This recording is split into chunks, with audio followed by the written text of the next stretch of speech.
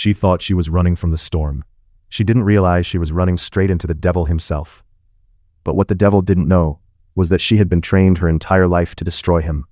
Rain slammed against the Manhattan pavement like God himself was angry at the city. Each drop was a tiny explosion against the concrete, creating rivers that rushed through the gutters and flooded the streets within minutes. The sky had turned a sickly gray-green, the color of bruises and bad omens. Maya Chen tightened her grip on the strap of her BAM Supreme polycarbonate cello case, letting the heavy, familiar weight anchor her against the surging crowd of desperate commuters. To be blind in New York City was to navigate a turbulent ocean entirely by sound and touch. To do it during a flash flood wasn't just difficult, it was a death sentence waiting to happen, and the Grim Reaper was clocking in early today. Her white carbon fiber canes swept left and right in rhythmic, practiced arcs that she had perfected over 15 years. The movement was second nature, as natural as breathing, but the rising water was quickly masking the tactile feedback of the pavement. The subtle changes in texture that told her where the curb dropped off, where the subway grate gaped open, where the construction zone began. Her shoes were already soaked through, the water seeping into her socks and chilling her to the bone. Desperation clawed at her throat like a wild animal. She needed shelter, and she needed it immediately. Her phone was dead, her backup battery was in her apartment, and she had no way to call for help. Through the roar of the storm, she heard it, the distinct muffled hush of heavy revolving doors and the faint elegant strain of a string quartet playing a haunting Vivaldi piece.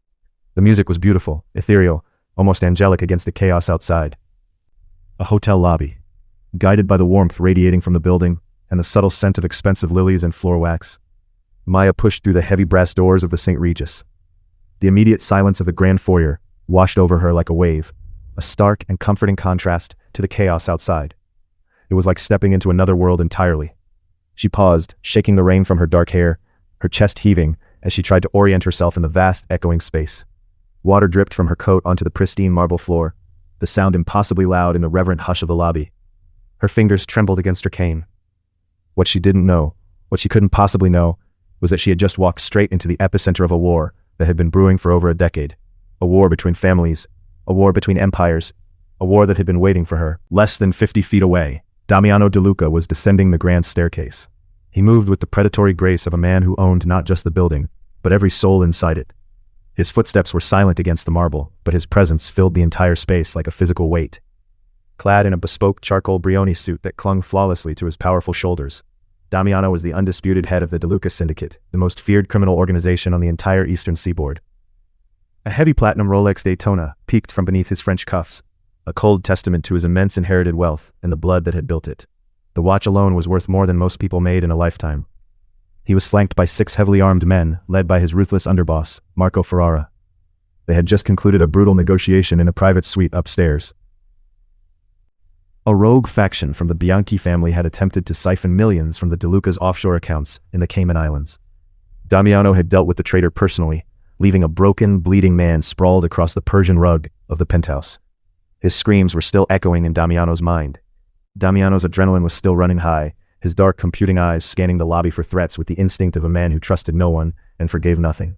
He was a predator in a world of prey, and he had survived this long by never letting his guard down. "Bring the armored convoy to the front," Damiano ordered Marco, his voice a low, gravelly baritone that commanded absolute obedience. It was the voice of a man who had never been refused anything in his life. "And have the Bianchi warehouses in Brooklyn burned to the ground before midnight. Leave no witnesses. I want Antonio Bianchi to wake up tomorrow with nothing but ash and regret." "Consider it done, boss," Marco replied, reaching for his earpiece. Damiano took another step toward the exit, his mind already shifting to the complex logistics of a full-scale mafia war. And then it happened. Maya, disoriented by the sudden shift in acoustics and the lingering panic from the storm, took a hurried step forward in search of the concierge desk.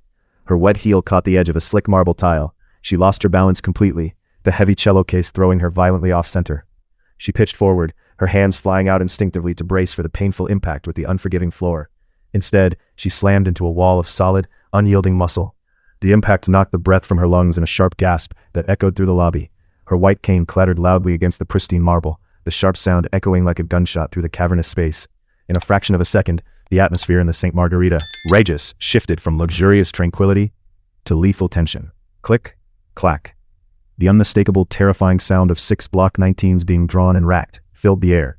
Marco and the bodyguards instantly formed a tactical semicircle around their don, their weapons trained directly on the soaking wet girl who had dared to breach Damiano De Luca's personal space. It was a cardinal sin in their world, one that usually ended in a body bag. "Step back," Marco barked, his finger tightening on the trigger. The safety was off. This girl was seconds away from becoming a stain on the marble. Maya froze, her heart hammering wildly against her ribs like a trapped bird.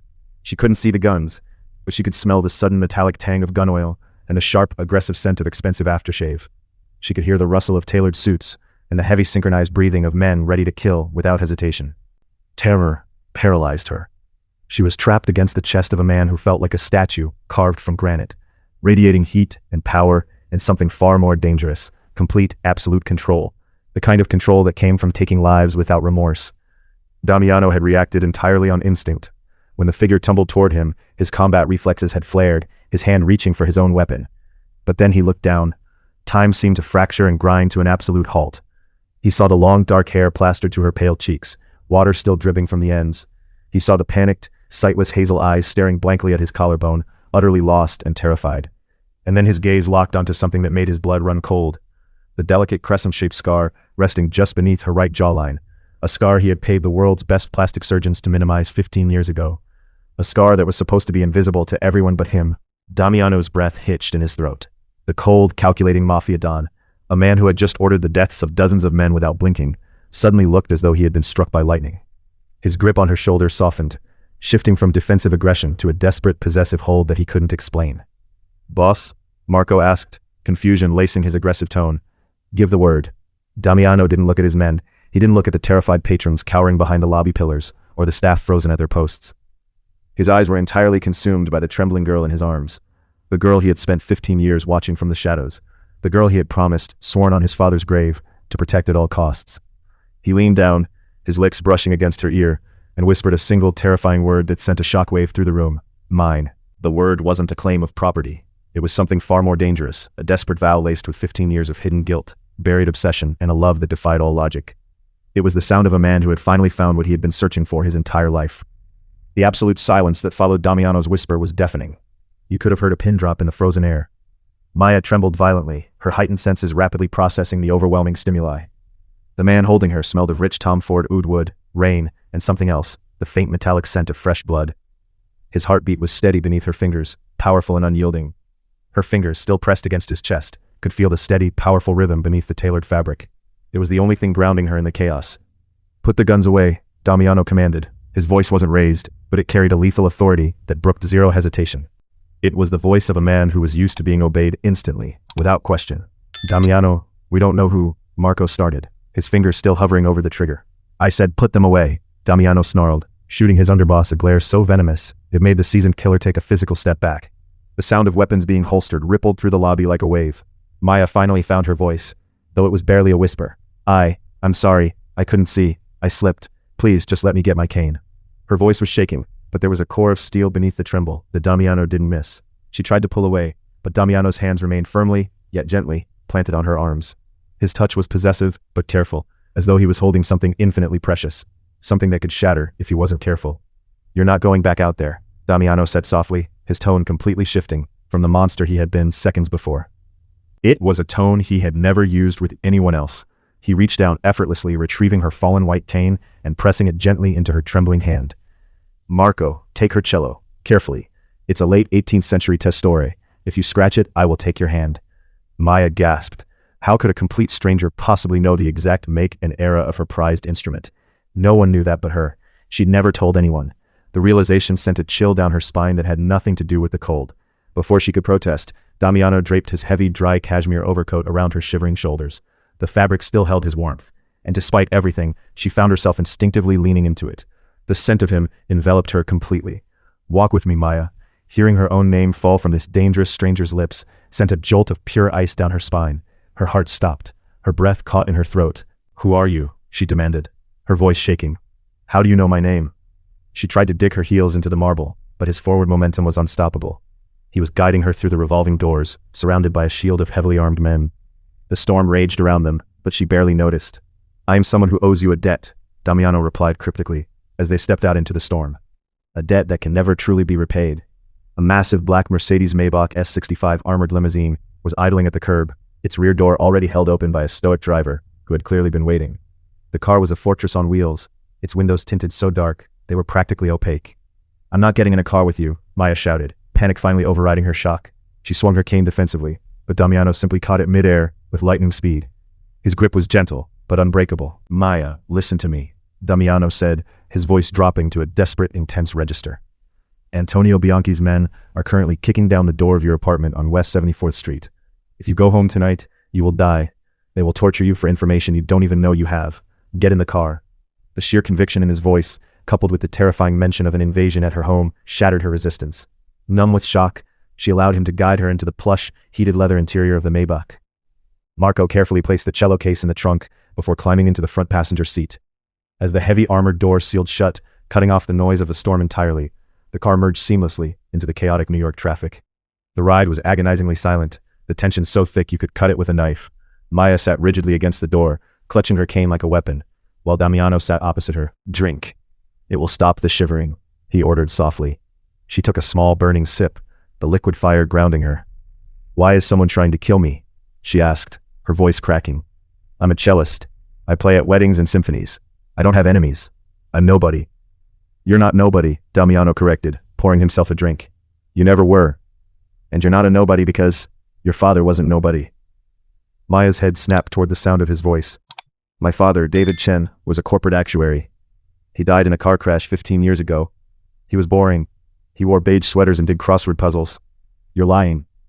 Damiano let out a heavy, cynical sigh, swirling the amber liquid in his glass. "Your father, David, was a brilliant man, Maya. But he wasn't an actuary. He was the chief financial fixer for the De Luca crime syndicate." Maya's breath caught in her throat. "You're lying. My father was a good, boring man. He worked in a cubicle in New Jersey. He packed my lunches. He read me bedtime stories. He worked in a secure vault deep beneath the Diamond District." Damiano countered, his tone devoid of malice, only heavy with grim truth. "He laundered hundreds of millions of dollars for my father. He was a ghost in the financial system. The best we ever had. A genius with numbers, a phantom in the ledgers. But 15 years ago, the Bianchi family found out who he really was. They wanted him to turn over the encrypted ledgers." Damiano leaned forward, the scent of his cologne enveloping her. "That car crash on Interstate 95? It wasn't a drunk driver, Maya. It was a Bianchi hitman named Salvatore Romano. Your father swerved his sedan to take the brunt of the impact, so you would survive in the passenger seat. The shattered glass took your sight, but his sacrifice saved your life."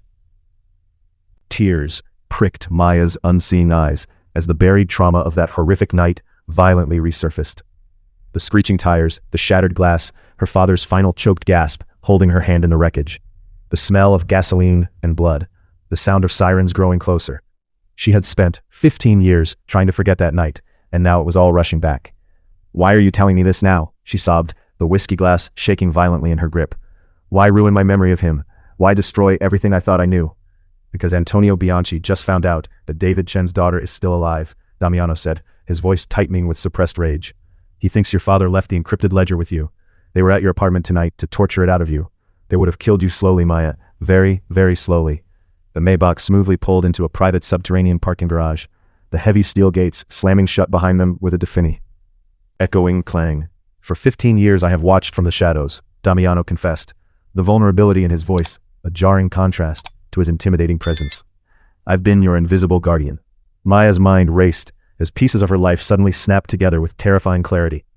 "The anonymous scholarship to Juilliard?" she whispered. "Funded through a shell corporation in Geneva," Damiano confirmed. "The experimental corneal surgeries at Johns Hopkins, paid for in cash," he replied. $100,000, no questions asked." Damiano reached across the console, his large, warm hand gently enveloping her trembling fingers. He didn't force the contact, allowing her to pull away if she chose to, but she was too stunned to move, her brain still processing the avalanche of information. "When my father passed, I took over the syndicate," Damiano said, his thumb lightly tracing the knuckles of her hand. "I swore on his grave that the debt we owed David Chen would be paid. I promised to keep you safe. You were never supposed to know about me, Maya. You were supposed to live a beautiful, ordinary life in the light, far away from my darkness." The car door opened and the cold air of the underground garage rushed in. "But tonight, the darkness found you," Damiano said, stepping out and offering his hand to guide her. "Welcome to 432 Park Avenue. You are standing in the most secure fortress in Manhattan. You will stay here until every last member of the Bianchi family is eradicated from this earth. That is my promise to you." Maya gripped his hand, stepping out of the car. She had stumbled into the St. Regis seeking temporary shelter from a summer storm. Instead, she had walked directly into a golden cage, held captive by a Mafia don who had secretly orchestrated her entire existence for a decade. The penthouse at 432 Park Avenue was a sensory fortress suspended a quarter of a mile above the chaotic streets of Manhattan. For 3 days, Maya existed within a world of absolute, suffocating luxury. Her bare feet learned the topography of heated Afghan silk rugs and cool imported Carrara marble. The air was perpetually climate-controlled, carrying the subtle synthesized fragrance of white tea and fig, a scent designed to soothe, but which only reminded her she was trapped. The views were breathtaking, she was told, but she couldn't see them. Yet despite the opulent comfort, it was a high-altitude prison, the kind of prison that had silk sheets and Michelin-starred food, but a prison nonetheless. Damiano De Luca treated her with a terrifying, reverent obsession. He rarely slept. Maya could hear the heavy, measured pacing of his handmade Berluti Oxfords on the hardwood floors late into the night, his mind clearly racing with plans and strategies. He fed her elaborate meals prepared by a private Michelin-starred chef, provided her with racks of silk loungewear, and spent hours simply sitting in the corner of the grand living room, listening to her play her testore cello. He never explained himself. He never apologized. He simply watched. But beneath the surface of this gilded cage, a mafia war was boiling over. The Bianchi family, desperate and cornered, was tearing the city apart looking for her. Sirens wailed endlessly from the streets below, a distant symphony of the chaos Damiano was orchestrating to crush his enemies. The news was full of violence, of fires, of bodies found in warehouses. On the fourth evening, the atmosphere in the penthouse shattered. Marco burst through the double mahogany doors, his heavy breathing audible even over the sonata Maya was playing. The doors slammed against the walls, the sound echoing through the space like a gunshot. "Boss." Marco's voice was tight, urgent. "Antonio Bianchi just made a move on the Teterboro airstrip. They intercepted a shipment of our heavy artillery. It's a bloodbath. They have our men pinned down in Hangar 4. We're losing men by the minute." Damiano cursed loudly, the sound of a heavy glass tumbler slamming onto a table echoing through the room. Antonio is getting desperate. He knows we are closing the net. He's making stupid moves, and stupid moves get people killed. I need to be there to coordinate the extraction myself. "It's risky, Damiano," Marco warned. "It could be a distraction. It could be a trap." "I don't have a choice," Damiano snarled. "If I lose that shipment, the commission will view it as weakness. The other families will start circling like sharks. I can't show weakness, not now, not ever." Maya heard the metallic scrape of him loading a magazine into his customized Sig Sauer P226. The sound made her blood run cold. He crossed the room, stopping inches from where she sat with her cello. "Maya," he said, his voice instantly softening, dropping an octave into that possessive tone that made her skin prickle. "I have to leave for a few hours. The building is on total lockdown. The elevators require biometric clearance. No one gets in or out without my personal approval." "Are you going to be safe?" she asked, her voice trembling perfectly, projecting the image of the terrified civilian he believed her to be. Her fingers tightened on the neck of her cello. "I am always safe, mia luce," he murmured, his knuckles gently brushing her cheek. "I will leave Daniel here to oversee your personal detail. He is my top captain. You have nothing to fear. I will be back before you know it." With a sudden rush of cold air and the heavy thud of the reinforced doors, Damiano and Marco were gone. The vast penthouse fell into an eerie, suffocating silence. Maya sat perfectly still, her hands resting on the strings of her cello. She focused her hearing, mapping the room with military precision. She heard the faint hum of the Sub-Zero refrigerator in the kitchen, the whistling of the wind against the floor-to-ceiling reinforced glass, and the deliberate, heavy breathing of the man Damiano had left behind, Daniel. He was standing near the entryway. He smelled heavily of cheap tobacco, peppermint gum, and a distinct underlying odor of nervous sweat. It was the sweat of a man whose adrenaline was spiking, a man with something to hide, a man who was about to make a very bad decision. "So," Daniel's voice finally broke the silence. It lacked the respectful deference he usually displayed around Damiano. There was a cruel, sharp edge to it now. The famous Maya Chen, the blind princess sitting on a ghost fortune. Maya didn't move. "Damiano said you were here to protect me." Daniel let out a low, humorless chuckle. She heard the distinct, terrifying sound of a silencer being screwed onto the barrel of a pistol. The sound was soft, almost gentle, but it made her blood freeze. "Damiano is a fool," Daniel sneered, his footsteps moving slowly across the Persian rug toward her. "He let his obsession with you blind him to the reality of the business. You don't burn down half of New York over a semi-cow." Maya's breathing grew shallow. "What are you saying?" "I'm saying Antonio Bianchi offered me $3 million and a territory in Queens to open the door from the inside," Daniel said casually, as if discussing the weather. "The Teterboro attack? Just bait to get the boss out of the penthouse. He's probably dead by now, or will be soon. Either way, it doesn't matter." "You're betraying him," Maya whispered. "I'm securing my retirement," Daniel corrected. He was close now. She could feel the heat radiating from his body. "Antonio doesn't want you dead, sweetheart. Not yet. He wants the ledger your father hid, the master account numbers for the Swiss and Cayman shell corporations. David Chen was a paranoid man. He wouldn't just destroy it. He left it with you." "I don't know what you're talking about," Maya whimpered, shrinking back against the neck of her cello. I'm just a musician. I've been blind since I was 12. I don't know anything about ledgers or accounts. Cut the crap, Daniel spat, reaching out and brutally grabbing a fistful of her hair, yanking her head back. Maya cried out in pain. You're going to tell me exactly how to access those accounts, or I'm going to start breaking those delicate, expensive fingers of yours one by one. And then maybe I'll move on to your pretty face. Daniel made his first fatal mistake. He assumed her blindness equaled helplessness. He assumed the trembling girl in front of him was nothing more than a fragile victim. He didn't know that David Chen, a man hunted by the most dangerous criminals on the East Coast, had spent his final years preparing his daughter for the exact moment the shadows finally caught up with him. Please, Maya sobbed, dropping her cello bow. Her hands scrambled blindly across the floor, desperately reaching for her white carbon fiber cane lying near the chair. I'll tell you whatever you want. Just please don't hurt me. Maya's fingers wrapped tightly around the rubber grip of her cane. The trembling stopped. The tears vanished. The ledger isn't a book, Maya whispered, her voice suddenly devoid of all panic. The transformation was instantaneous and terrifying. It was like watching a butterfly become a hawk. Daniel frowned, leaning in closer. What did you say? I said, Maya's voice turned to ice. It's not a book, you pathetic amateur. In a blur of motion so fast Daniel couldn't even process it. Maya didn't just stand up. She exploded upward. Using her grip on his forearm as leverage, she twisted her body violently. Her left hand snapped up, driving the heel of her palm directly into the nerve cluster under Daniel's jaw with bone-rattling force. Daniel choked, his vision flashing white as his grip on her hair completely released. Before he could raise his suppressed pistol, Maya's right hand whipped the carbon fiber cane through the air. Her thumb depressed a concealed biometric button on the grip. With a sharp metallic snick, an 8-inch razor-sharp titanium blade shot out from the tip of the cane. She slashed upward with lethal precision. The blade severed the flexor tendons in Daniel's right wrist. A gurgling scream tore from Daniel's throat as the pistol clattered uselessly to the marble floor. He stumbled back, clutching his heavily bleeding arm in absolute shock. Blood sprayed across the pristine white marble, a stark contrast against the elegance of the penthouse. You, he stammered, unable to comprehend that the fragile blind girl had just surgically dismantled him in 3 seconds. Maya didn't hesitate. Her spatial awareness, honed by a decade of relying entirely on acoustics and air pressure, was flawless. She stepped forward, sweeping his legs out from under him with a brutal kick to his knee. Daniel crashed onto his back, gasping in agony. Maya calmly stepped over him, pressing the tip of her titanium blade directly against his carotid artery. The blade was cold against his skin, a promise of death. My father didn't hide the ledger, Daniel, Maya said, her tone as cold and commanding as any Mafia don's. He encoded it. It's hidden in the sheet music of an original concerto he composed for me. I memorized every account number, every routing code, every shell corporation when I was 15 years old. I hold the financial reins of the De Luca and Bianchi empires in my head. Daniel stared up at her blank, unseeing eyes, absolute terror finally setting in. She wasn't a victim. She was a weapon her father had armed and left behind, a ticking time bomb that had just gone off. I've known Damiano was watching me for 15 years, Maya continued, pressing the blade just enough to draw a bead of blood. I allowed his men to shadow me. I allowed myself to be brought here because I knew Antonio Bianchi would eventually try to finish what he started. And I needed Damiano's resources to wipe the Bianchis off the map completely. My father's ledger? It's been inside my head the whole time. Suddenly, the heavy mahogany doors to the penthouse burst open with the force of an explosion.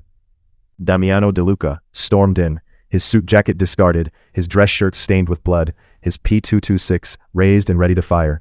Marco and 3 guards flooded in behind him, weapons drawn, having realized the Teterboro attack was a diversion, and racing back through the city like madmen. Damiano froze, the breath completely leaving his lungs. The scene before him defied all logic. His fragile, terrified Maya was standing over his top captain, a blooded titanium blade pressed to the traitor's throat. Her posture was flawless, radiating a lethal cold authority that commanded the room. She was magnificent. Maya, Damiano whispered, lowering his weapon an inch. His mind struggled to process the dominant predator standing in his living room. Maya didn't turn her head. He sold you out to Antonio Bianchi, Damiano, for $3 million and a slice of queens. He came for the ledger. Marco looked at the bleeding, terrified Daniel, then at the blind cellist, his jaw practically hitting the floor. Boss, she completely neutralized him. Damiano's shock slowly melted into something far more dangerous, a dark, magnificent smirk that spread across his face. The obsession he held for the innocent girl morphed instantly into a profound, terrifying awe for the queen standing before him. Marco, Damiano ordered, his voice vibrating with lethal pride. Take Daniel to the soundproof room in the basement. He gets to live until he tells us exactly where Antonio Bianchi is sleeping tonight. Then he doesn't. Take your time with him. Maya didn't turn her head. He sold you out to Antonio Bianchi, Damiano, for $3 million and a slice of queens. He came for the ledger. Marco looked at the bleeding, terrified Daniel, then at the blind cellist, his jaw practically hitting the floor. Boss, she completely neutralized him. Damiano's shock slowly melted into something far more dangerous, a dark, magnificent smirk that spread across his face. The obsession he held for the innocent girl morphed instantly into a profound, terrifying awe for the queen standing before him. "Marco," Damiano ordered, his voice vibrating with lethal pride. "Take Daniel to the soundproof room in the basement. He gets to live until he tells us exactly where Antonio Bianchi is sleeping tonight. Then he doesn't." "Yes, boss," Marco said, roughly hauling the weeping traitor off the floor and dragging him out of the room. The doors clicked shut, leaving Damiano and Maya alone in the shattered luxury of the penthouse. Damiano holstered his weapon and slowly walked toward her. Maya pressed a button on her cane, the blade retracting seamlessly back into the shaft. He stopped inches from her, the scent of gunpowder and rain radiating from his clothes. He reached out, his blood-stained hands gently framing her face. "You played me," Damiano murmured, his thumb tracing the scar on her jawline. There was no anger in his voice, only deep, reverent fascination. "For 15 years, I thought I was the guardian angel protecting a helpless girl in the dark. I thought I was your savior. I was never helpless, Damiano," Maya replied, leaning into his touch. A dangerous smile finally broke across her lips. "You just preferred the illusion. My father was the smartest man in your syndicate. Did you really think you would leave me defenseless? He trained me. He prepared me. He turned me into a weapon." Damiano leaned down, his lips brushing against hers in a fierce, possessive promise. "Antonio Bianchi dies tonight. Every warehouse, every safe house, every remaining soldier with his blood will burn before the sun comes up. I will leave nothing standing." "I know," Maya whispered, her hands sliding up to grip the lapels of his ruined shirt. "And when the ashes settle, Damiano, we will rebuild this empire together, unseen, unstoppable." Damiano kissed her deeply, sealing a pact forged in blood, deception, and a love that had been 15 years in the making. New York City didn't know it yet, but the Mafia hierarchy had just violently shifted. The untouchable Don De Luca had finally met his match, and the most dangerous person in the criminal underworld was the one nobody saw coming. If you were captivated by Maya's hidden strength and Damiano's dark obsession, don't forget to hit that like button right now. We love bringing you these intense stories filled with unexpected twists, betrayal, and absolute vengeance, because that's what Dad's powerful revenge is all about. Want to see what happens next in the underworld? Have an idea for a new thrilling saga? Drop a comment below and let us know. Your suggestions might just become our next episode. Make sure to subscribe to the channel and ring that notification bell so you never miss a dramatic episode. We drop new content every week that will keep you on the edge of your seat. This is Dad's Powerful Revenge, where the forgotten fight back and justice always finds a way. See you next time.